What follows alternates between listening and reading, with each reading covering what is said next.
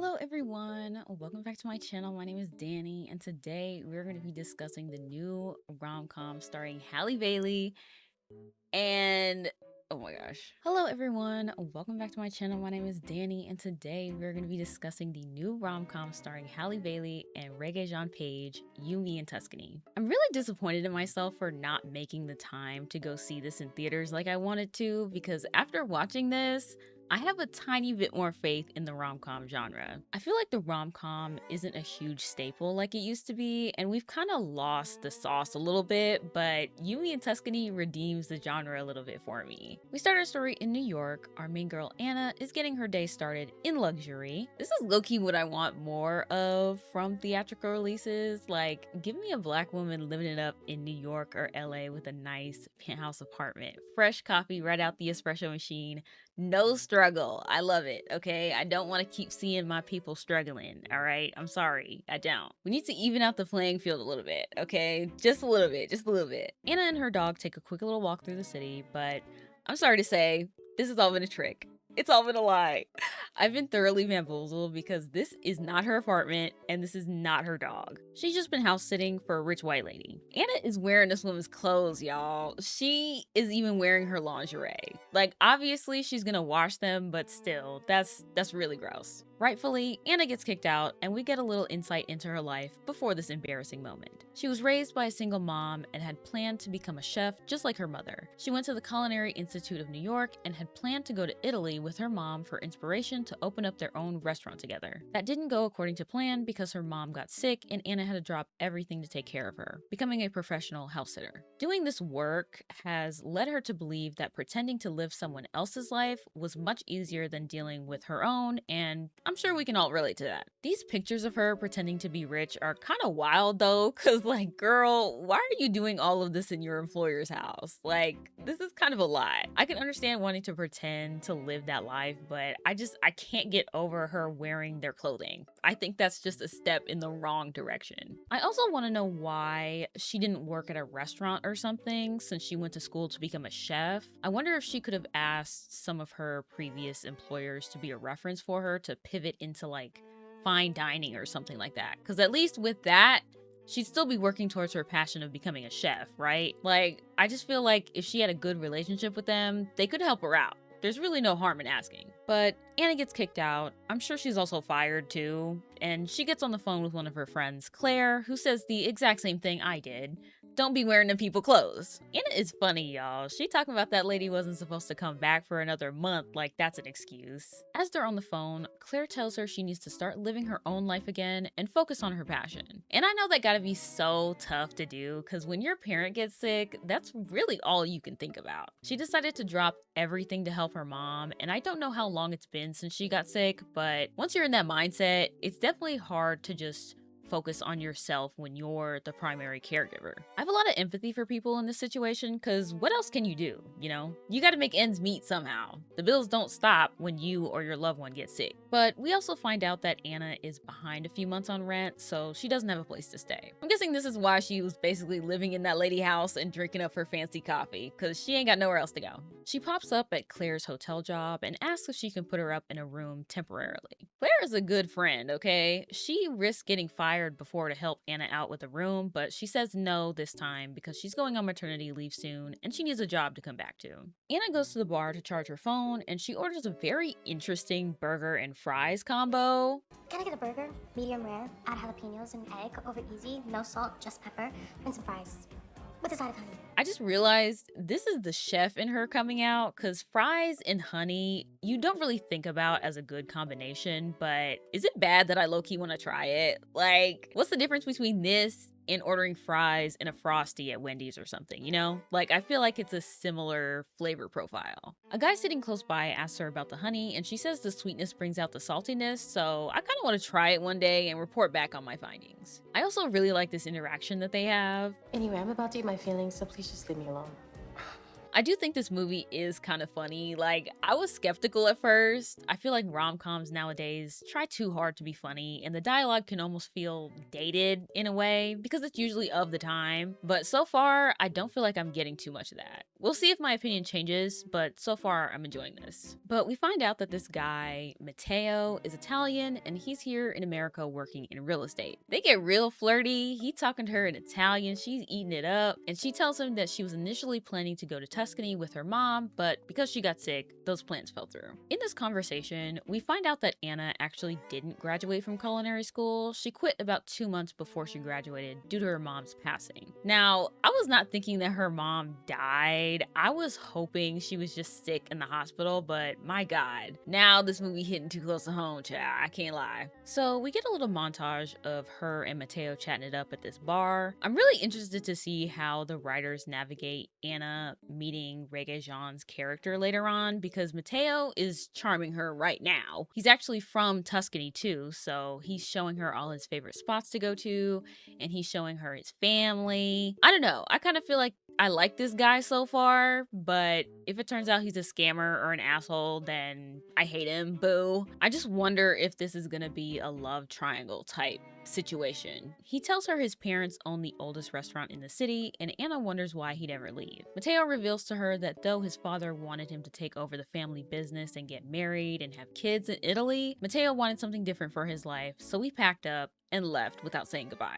He even bought a beautiful villa, but it's sitting there empty. Anna says she'd love to go one day, and Matteo tells her that she should go, asking what's stopping her. I don't know, man. Maybe money. I don't know. Money is the one thing that stops a lot of people from doing a lot of things, so. And he literally just saw her pull out 4 credit cards when she ordered that burger. Clearly, she's strapped for cash right now. Like, unless you paying, don't even ask me no questions like that. The bartender, Jeff, comes over and tells him it's last call and gives Anna her phone back. This is Anna's cue to leave, and Matteo is surprised that she's not staying in the hotel. He then asks her if she would like to stay, and I'm looking at him like, what are we doing? What are we getting into? Paying for my hotel room, and then potentially I get a free trip to Italy, which has been my dream for years? Come on, like, sign me up, bitch. I'll do it for the plot. They get to their room. Things are about to go down. Anna goes to the bathroom and gives herself a little pep talk.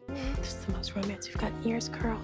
Don't mess it up. And when she comes back out, this motherfucker is asleep. Men can't hang, I swear. Like, we're about to get busy, and here you go being tired and going to sleep when you started all this. Y'all make me sick. Anna goes through his phone and airdrops herself the pictures they took together, and also a picture of the Italian sunset he showed her earlier. He do have some weird feet pics in his phone. Anna brushes past that really quickly, but I will gladly question it. Why you got them pictures in there? I don't know. I feel like she should have kept investigating just to see if he's a weirdo or not.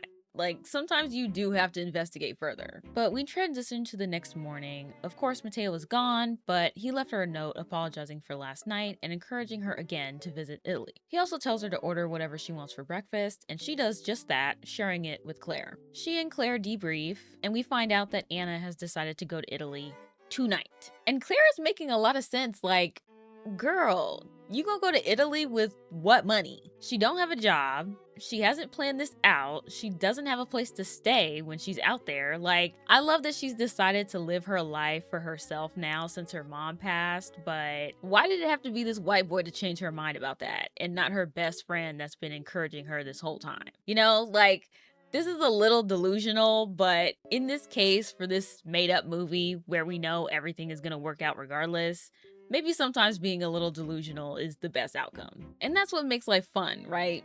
She tells Claire everything will be fine. She's just gonna use the plane ticket her mom gave her a year ago and use the last of her savings, which is $535. $500 in her bank account aside, can you actually use old plane tickets like that? I thought that wasn't a thing. Maybe she's just gonna exchange it for a new one since the ticket was already bought, but she just never used it. Maybe that's it. That makes more sense to me. So we're in Italy now. She actually did it. She done took her no money having booty out to Italy. She takes a taxi to a small village called San Canessa, and our taxi driver Lorenzo informs us that there is a summer festival going on all week. He drops her off at a local hotel, and like I figured, they're fully booked. Okay, well, what about a secret room? For celebrities? Are you a celebrity? This is why you plan things out before you do them, people. It may look cute to just say you're going to Italy one day, but unfortunately, you need to have a plan in place for it. So Anna heads across the street to this very cute store, almost getting run over in the process, and here is where we meet Michael. She goes to the counter to order a sandwich. He steals it right from under her fucking nose, and the cashier is just like, Sorry, it's his usual order. Do you want a different one? bitch, give me my sandwich back. What the fuck? That was so rude. You just lost a potentially loyal customer, ma'am. That was rude as shit. Anna goes around the corner to confront his ass, and turns out it was the same guy that tried to run her over a few minutes ago. He has 2 strikes in my mind right now. 2. Okay? 1 more and he's done. The way I would have knocked his sandwich to the ground, now none of us are happy. As they talk, it feels like we're gearing up for some sort of enemies to lovers relationship. And I'm not gonna lie, I have a very love-hate relationship with the enemies to lovers trope. Call me too woke all you want, and maybe I'm inserting myself into the situation too much, but I don't know. I just wouldn't feel comfortable getting into a relationship with someone that initially hates me. Like, I wouldn't do that with friendships either. I just feel like the animosity would be too much for me to even think about continuing the relationship further than those first few negative interactions. While I don't enjoy that for my own personal life, I also can't sit here and say it's not entertaining as hell when written nicely. I low-key am a sucker for it when it's not me. And that's really why we watch this type of stuff, right? Like, as human beings, we're always going to entertain ourselves with stories where the characters are just doing absolute nonsense. And that's why I like coming onto here and talking to y'all about it, because I like to talk shit. I like to call characters stupid for doing stupid things. It's all just fun at the end of the day. None of this is super serious, and I enjoy the ride these movies take me on. But they talk. Anna forces him to apologize for ruining her first lunch in Italy and asks for her sandwich back. Michael offers to have a fresh sandwich made for her and delivered to her hotel room, and Anna gets quiet, basically letting it spill that she doesn't have a place to stay. He dips out, giving her the rest of the sandwich, and wishes her good luck on them park benches. Look, she may be homeless for the week, but I'm just happy she got her sandwich back. That's all that matters. So Anna don't know what to do now. She texts Claire and tells her she was right. She should have made a reservation. Claire tells her it's time to come home, but Anna immediately gets the idea to go to Mateo's villa. I cannot wait to see how terribly this ends up going, because wow. And like later on, she defends this decision by saying Mateo low-key technically invited her to go to his house, but it's like, no, he didn't. He just told you you should visit Italy eventually. He didn't invite you to the empty house you're trying to crash in without permission. Like, I love a delusional girl, but unfortunately, I can't defend her on this one. Anna is in a league of her own. She gets to walking. We hear Claire in a voicemail telling her that this is a terrible idea and that she should be headed back home. Anna, not listening to none of that shit, she in La La Land, she finds the key to the villa in one of the pots outside and walks in. The audacity of this woman is beyond me. Why couldn't she call Mateo and ask to crash there because she messed up and doesn't have a place to stay? Yeah, he probably would have said no, but what if he said yes? She can't do that though, because that would likely change the entire story to something not even worth making a movie about, so anyway, Anna about to be living it up in this Airbnb ass villa. Like, let's not pretend this ain't an Airbnb, y'all. Come on. Not to say that I want this black woman to be struggling in this movie, but I just find it interesting that Mateo got this villa, remodeled the entire thing, and is just letting it sit unused while he gallivants across the world. Rich people be doing dumbass shit with their money like that anyway, so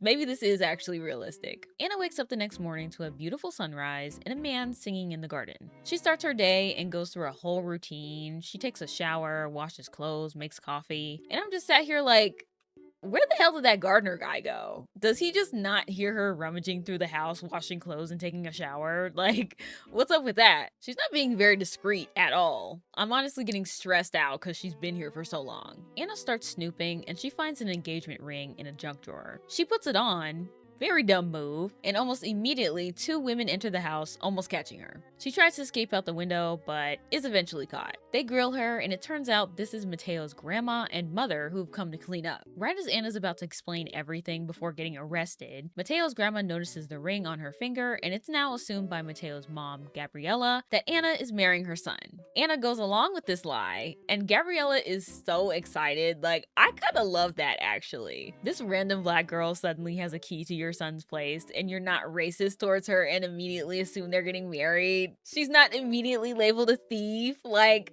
I love that. 10 out of 10, no notes. Anna and Gabriella have a conversation about how the engagement went and what happened when Mateo left. And just in case you needed a knife to the heart real quick, Gabriella tells her that she's the key to bringing their family back together. First of all, that's so much pressure to put on your son's fiance. Like, I don't think she should have said that, because if Anna and Mateo were actually together, I would feel really uncomfortable with having that duty placed onto me. Second, Nona is clearly not fucking with me. Like, Gabriella, I know you can't see that right now, but she's giving me really suspicious looks, and I don't know how I feel about having to perform for Nona's approval to bring the family back together. I'm just saying. But when Gabriella and Nona leave, Anna runs upstairs and gets to packing, as she should, and quickly runs out of the house, meeting Lorenzo out front to take her to the bus stop. Unfortunately, she can't change her plane ticket, or else it'll be another 2,000 euro, so she's stuck for the next 5 days. And to make it worse, she forgot to take the ring off when she left the villa, so she has to go back anyway to return it. This movie is stressing me out, y'all. Like, I'm enjoying this a lot, but child, I'm stressed. She and Lorenzo take a pit stop, and Anna tells him everything that's been going on. Who knows, maybe by living a fake life, you might find truth in your own. Or you go to prison. This is why I'm so stressed. Like, if this was real life, she would be in jail. I'm happy this is just a fake movie and nothing bad ever happens. Lorenzo tells her best option is to go back and tell the truth. They make it back to the villa, and as Anna's walking in, she's greeted by Mateo's entire family. Gabriella worked fast. I don't know how she got all these people here to gather so quickly, but damn. Anna tries to come clean again, but chickens out at the last second and is subsequently invited to eat dinner with everyone. Mateo's sister Francesca is an interesting character. Anna, do you want to know a secret? I'm having an affair with a plumber. His name is Luigi. Having a side piece is the key to a healthy marriage. Oh. And they talk about where the wedding will be held. And just when things couldn't get worse, Michael shows up. He's Gabriella's nephew, but basically her son now, and I'll explain their relation in a second. Anna about to be switching from one brother to the next, y'all. I can't say I'm not here for it.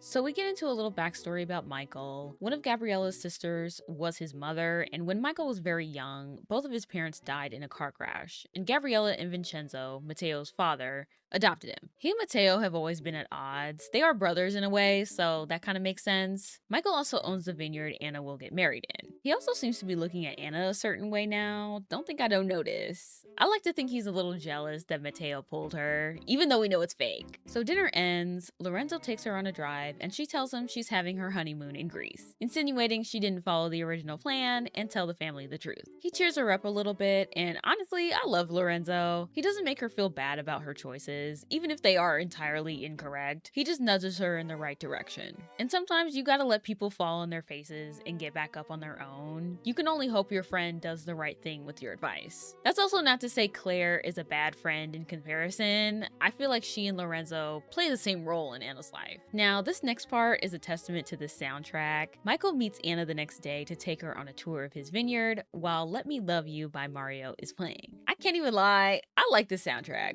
I do. That is a good fucking song. And imagine yourself and the love of your life driving through a beautiful vineyard in Italy. That's kind of like heaven on earth right there. I'm also glad that there's a mix of recent and older R&B songs in this. I like a mix-up like that. It's very much something I do in my own playlist, so that's nice. They arrive at his wine shop, and Michael is pulled away by his family. Anna then meets Isabella, who notices the engagement ring and immediately gets uncomfortable, asking her where she got it. Michael then comes back and explains that he, Mateo, and Isabella all grew up together. So she's either Mateo's ex or a girl that really likes him, which explains why she's all of a sudden uncomfortable with Anna. Got her character pegged. Gabriella, Francesca, and Michael show Anna around, and they tell her that as a part of her wedding, there's a tradition they do called something that I refuse to butcher, so I will insert a clip here. Before the ceremony begins, our family has a tradition, huh? Uh-oh, here comes the serenata. The serenata has been performed at every casa wedding for generations. In their family, they do this as a way to forgive all past mistakes, with the husband singing a love song to his future wife, in front of everybody.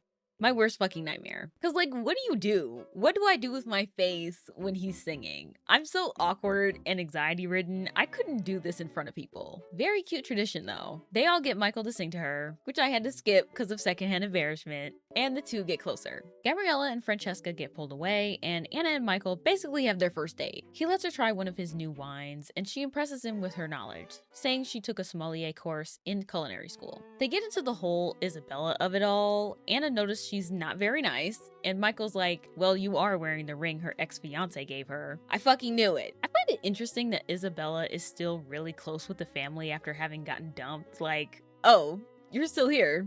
That's weird. Isabella also mentioned something about rolling of the barrels. I didn't even hear that part when I was writing this script, and Anna asks about it. This is another one of their family traditions. Every year they play this game where they get into pairs, racing barrels down the countryside for the honor of the family. Usually, Michael and Matteo race together, but Matteo left right before the race the year before. This is why everybody's pissed at him. The way he got up and disappeared hurt a lot of people. Anna and Michael continue their date. They are drunk as fuck by the end of this. Anna goes running to the vineyard to eat a grape, and they literally almost kiss, y'all. We were so close, but this date was cute as fuck.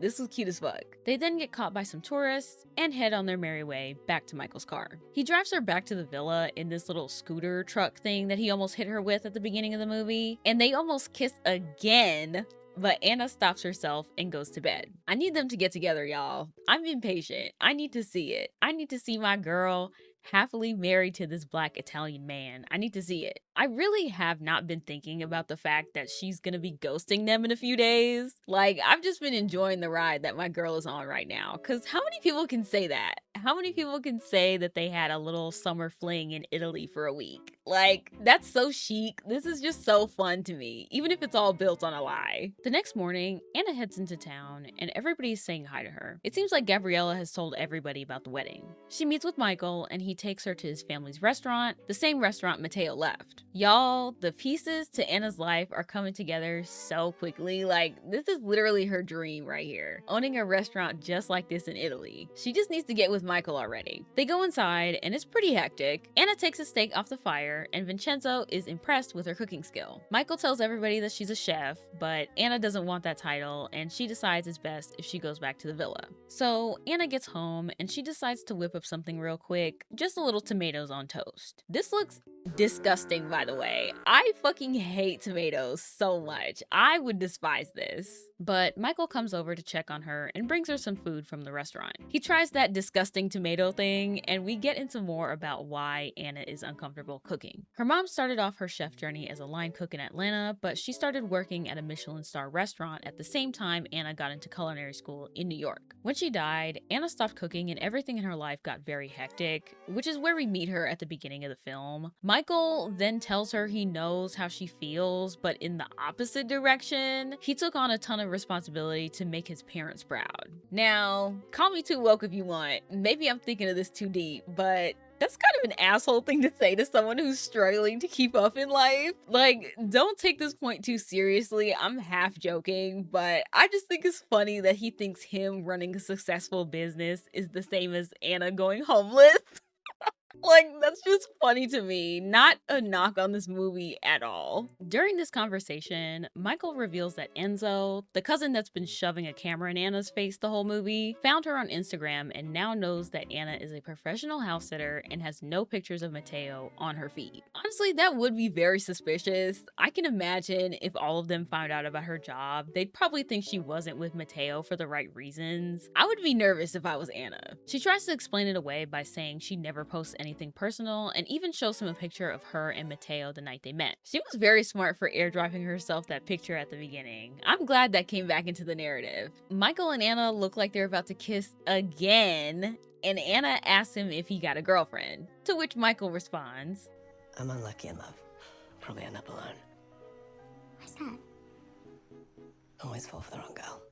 But they end the night, and I'm still left yearning for these two to get together. So we get to the next morning. It's the day of their little barrel race tradition game, and Matteo shows up in Anna's room. I am gooped and gagged. Isabella was the one to call him to bring his ass back out here like a fucking snitch. I did not think he'd show up this early. I mean, we are about 2/3 of the way through now, so this would be the time for problems to start happening, but damn. She explains to him what happened, and he tells her she needs to tell the truth to his family right now, because if she just leaves without saying anything, they're gonna think he ran her off and be pissed at him all over again, which is very fair. This is her fault. She did drag him into this, so now she's gotta pay the piper. Anna is trying any way to get out of this, but Matteo is not having it. They go together and Matteo greets everyone. He and Vincenzo have a moment, and Vincenzo thanks Anna for bringing his son home. Anna then tries to tell the truth, and Matteo throws us a curveball and stops her, making up some bullshit lie about getting the ring resized and not telling everybody the engagement is fake. I saw this coming from a mile away. My girl has the ancestors on her side, getting her through this egregiousness. Michael then pulls up, and it's decided that he and Matteo will do the barrel race together. So I thought this game was only a small family tradition that they do amongst each other, but apparently this is a whole town sort of thing. Like, the whole town is in on it. It's a whole celebration towards the end of the summer festival every year. I guess I kind of didn't internalize the whole win for your family's honor situation. This makes that statement make a lot more sense in my head. This is kind of cool though. This is the type of community that I yearn for. They start the race, and Michael and Matteo are doing good at first, but Matteo's dumbass celebrates too early, taunting the other competitors, making him and Michael get stuck on the sidelines. So they end up getting last place, with Matteo forcefully pushing Michael away to finish the race by himself. Matteo is very much an asshole. I can very clearly see that now. Michael tried to get him focused on the race to win, but Matteo got competitive and sabotaged their chances. Very childish. Later on at dinner, they tell a story of when Michael and Matteo were younger. Matteo convinced Michael during a donkey race that donkeys run faster if you ride them backwards. Michael tried it and broke his arm. Everybody's laughing about it, but I'm just like, this is cringe. I just feel bad for Michael. It seems like he's always gotten the shit end of the stick when it comes to his relationship with Matteo. Matteo is just allowed to act however he wants. He's just able to be arrogant and an asshole to everybody, while Michael just has to put up with it. Very icky dynamic. Matteo asks Anna to dance, and Michael and his father have a conversation. I like this part because the dad knows how they both are. He knows Matteo is a little more hot-headed and impulsive, while Michael is more sensitive and measured. He tells Michael to not let Matteo distract him from his goals, and he also seemingly knows that Michael has feelings for Anna, and I love that he tells him he deserves happiness too and to go after her. I mean, shit, as far as everybody else knows, they're not married yet. She's not tied down to him. Michael can absolutely get her if he wants to. We then move to Anna and Matteo. They talk, and Matteo actually suggests that they try to make this relationship work because he sees how happy his family is. They all love her, and he figures they could at least try this out so he stays in good favor with them. Anna is really taken aback. She's not with this plan at all. I agree with you there, sister. Which brings us right on back to the actual love of your life, Michael. Go over there and say hi to your man, girl. I low-key love this movie, y'all. This is a fun watch for me. I haven't enjoyed a newly released rom-com in a hot minute. I really don't have any negatives to say about the plot like I thought I would. It feels very solid so far, and there's not really a way you can fuck up a romance like this. Like, it's very straightforward in my opinion. So Anna goes over to talk to Michael, and they have that conversation. Oh, this whole situation is complicated. What's complicated about it? You're getting married. Well, there's something I need to tell you. And then Anna gets pulled away right before she confesses her feelings to him. Again, just ripped my heart right out of my chest. Later that night, Matteo comes back home from a night on the town with his boys, and Anna tells him the plan is off. She can't go through with it. He tries to talk her down when he gets a call saying his father is in the hospital. At the hospital, Michael tells her that Vincenzo fell at the restaurant, hurting his leg and hitting his head. Anna tries to confess to him again, but Michael cuts her off, saying something about how Matteo being home is a good thing. Boo! Tomato, tomato, tomato. Let her finish her sentences, man. You gotta get the context. You gotta get the context of the situation to understand what's really happening. The family comes out of the hospital room, and it's decided Vincenzo can't work at the restaurant during the last night of the summer festival, which is usually their busiest night. Matteo enlists Anna to help, with Anna reluctantly agreeing. We can just skip ahead to Anna at the restaurant the next day, honestly. She's tasked with coming up with an entirely new menu for the night, which is another tradition that they hold. I would be so fucking stressed. Like, I don't know how professionals come up with their own menus and what flavors go with what. Like, this is an art to me, okay? It's a science. I absolutely suck at cooking. I may never get better, but I'm happy to see Anna basically living her dream of owning a restaurant in Italy. We next see Michael bringing over a couple cases of wine, and he catches Matteo and Isabella canoodling in the fucking alleyway. Fuck Matteo and fuck Isabella. I'm so happy Michael caught that, so now there's really no reason for them not to get together in Michael's mind, because remember, Anna still hasn't told the truth to any of them yet, so he just thinks Matteo is an asshole. Or even more of an asshole than he already was, to be honest. Anna comes up with a dope-ass spread, Vincenzo loves it, and everybody's happy. They have a really successful final night, and at the end, Michael and Anna talk outside the restaurant alone. Michael tells her she belongs here, and I thought they were going to kiss again,